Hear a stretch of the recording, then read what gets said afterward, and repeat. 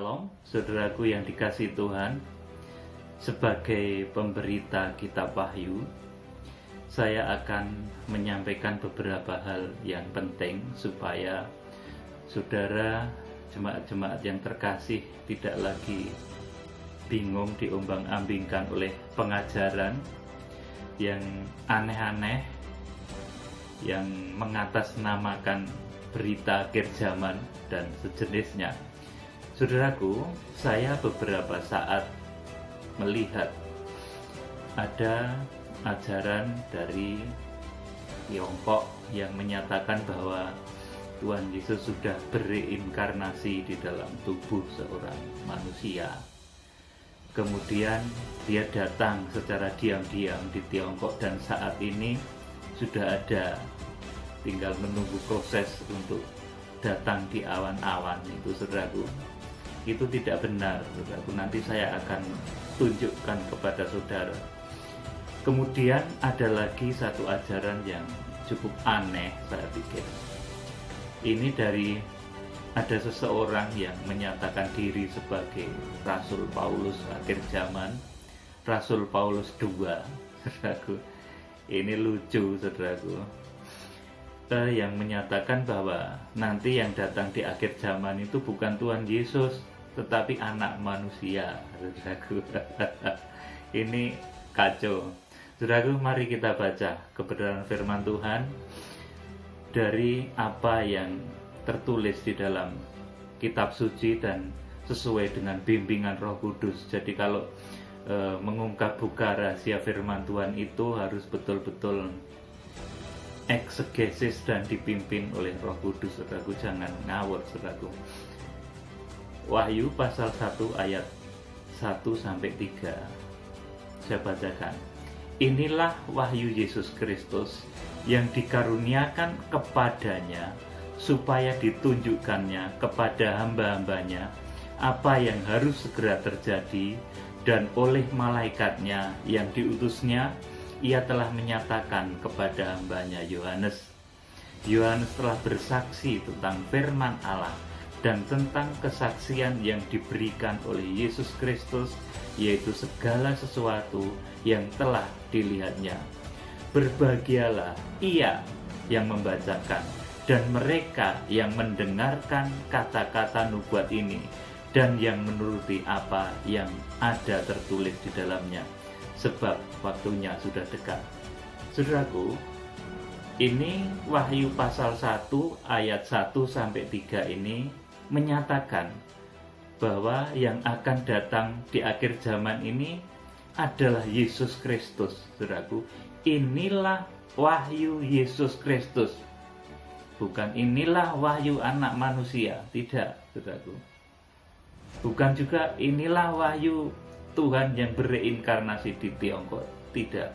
Tetapi inilah wahyu Yesus Kristus. Jadi saudaraku, yang diberitahu mengenai kronologis akhir zaman, mengenai detail kedatangannya di akhir zaman dengan benar, ini adalah jemaat, adalah hamba-hamba Tuhan yang benar-benar dikuasai roh seperti Yohanes ini. Dan dia juga mengerti akan firman Tuhan. Saudara, jadi kita patut berbangga bahwa yang datang di akhir zaman itu adalah Tuhan Yesus Kristus. Perhatikan baik-baik ini, yang datang di akhir zaman dan akan menjadi hakim yang adil, raja di atas segala raja. Dia yang akan menghukum bumi, saudara, itu adalah Tuhan Yesus Kristus, saudara. Bukan Elia, bukan Musa, bukan Daud, bukan Yesaya atau nabi-nabi lain, bukan, saudaraku. Tetapi yang datang di akhir zaman ini Yesus Kristus. Itulah sebabnya kenapa rahasianya diberikan kepada kita, kepada hamba-hambanya di akhir zaman yang dikuasai oleh Roh Kudus, yang menerima pemberitaan firman Tuhan dengan benar juga tentunya. Saudaraku yang dikasihi Tuhan, ini poin pertama.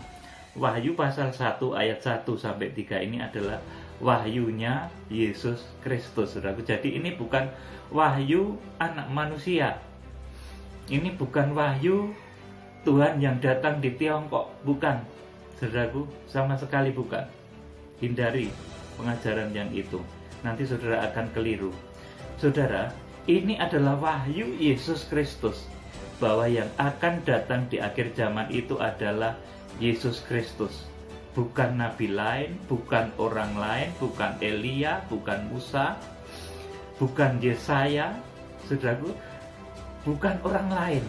Tetapi yang datang di akhir zaman ini tertulis jelas adalah Yesus Kristus. Nah, ini poin Wahyu pasal 1 ayat 1-3. Ini menyatakan dengan tegas bahwa yang datang di akhir zaman itu Yesus Kristus. Itulah sebabnya yang diberitahu adalah pengikutnya, hamba-hambanya yang setia, saudaraku, yang dipenuhi Roh Kudus, yang dipenuhi firman Tuhan. Saudaraku, saya akan membacakan selanjutnya, karena Tuhan ini santun dan runtut ya saudaraku.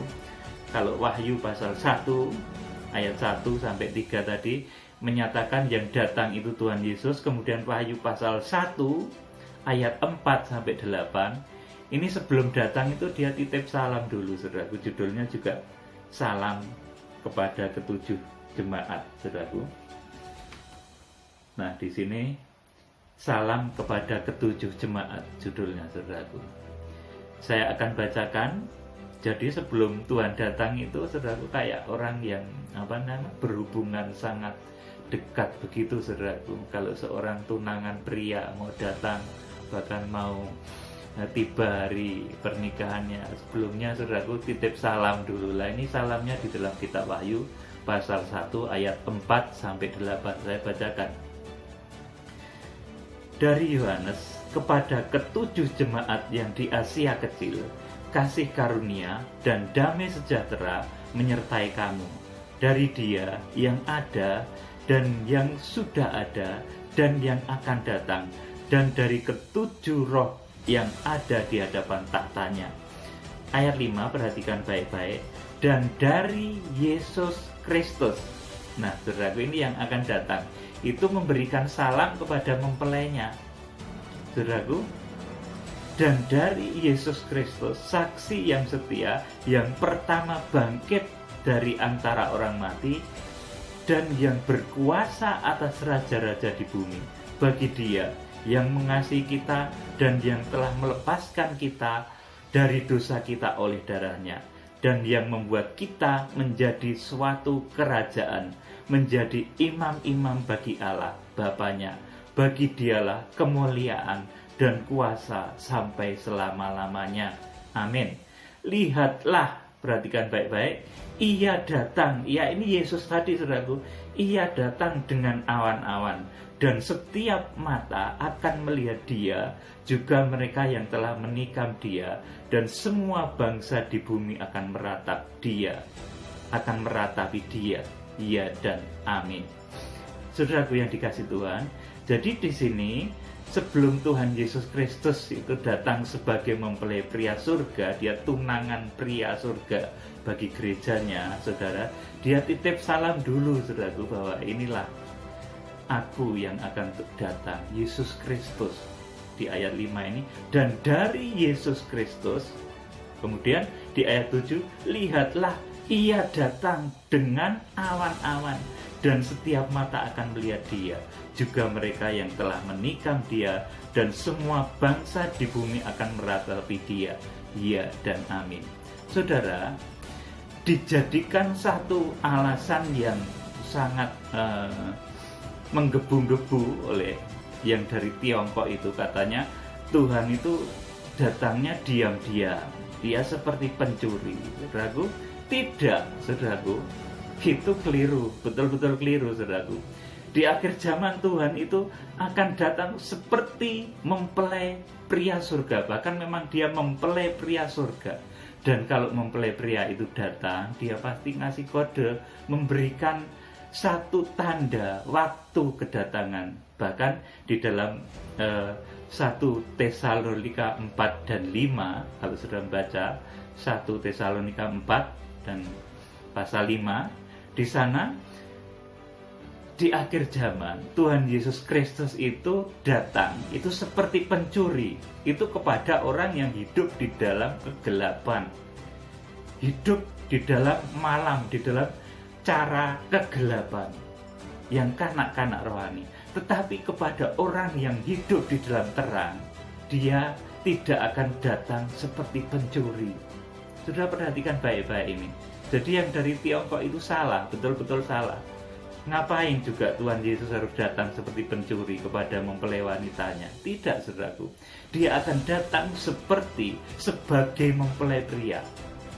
Seperti kemarin saya sampaikan, kalau mempelai pria itu datang, saudaraku, dia pasti ngasih tahu kepada mempelai wanitanya, aku akan datang jam 2 malam, jangan tidur dulu, dan lain sebagainya.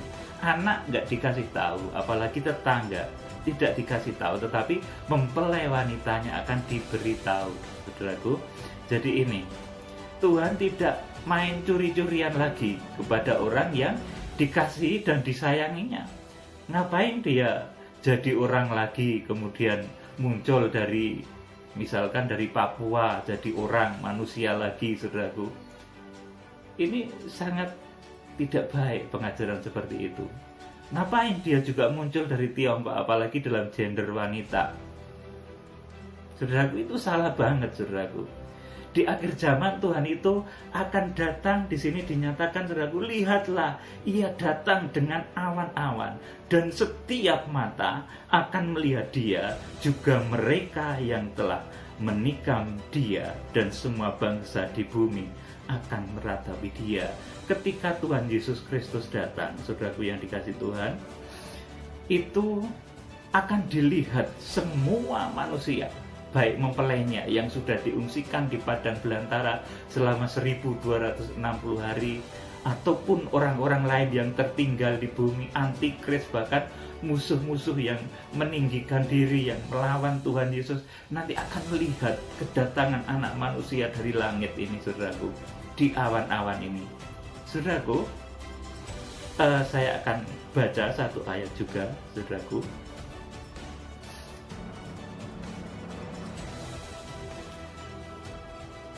Sesudah ia mengatakan demikian, terangkatlah ia disaksikan oleh mereka, dan awan menutupnya dari pandangan mereka.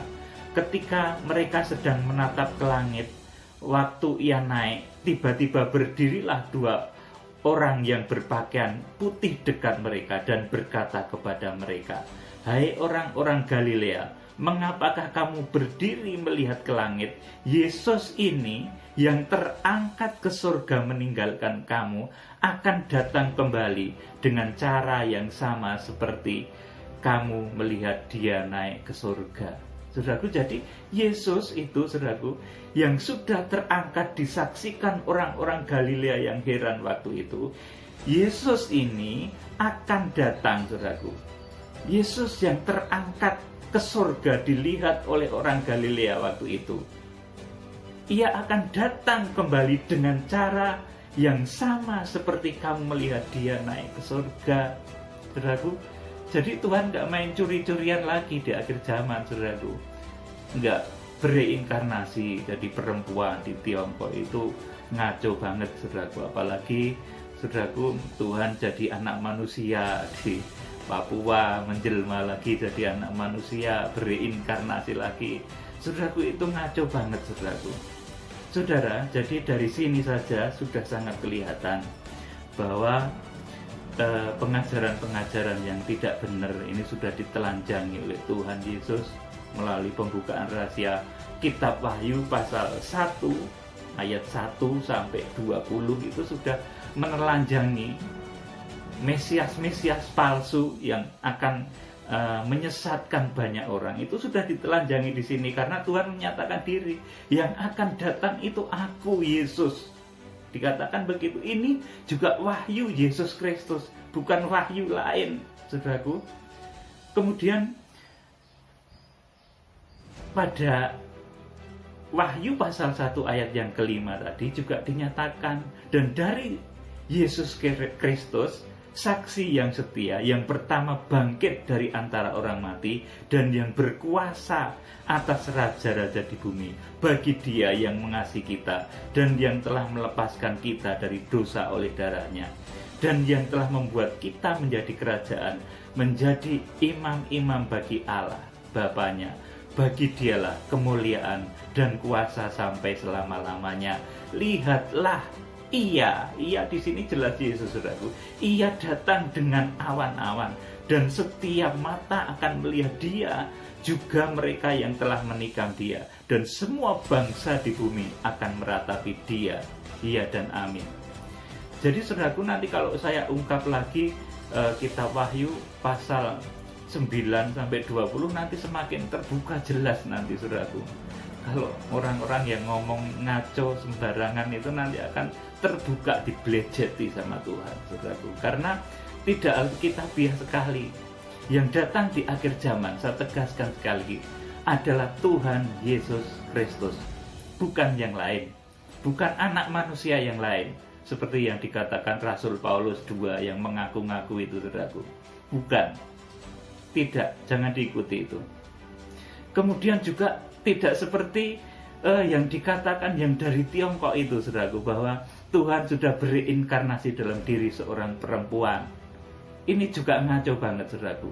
Karena yang datang di akhir zaman itu, Yesus, Dia datang, itu akan seperti ketika dilihat orang-orang Galilea, Dia naik ke surga. Dia datang lagi, saudaraku, akan seperti itu dari surga.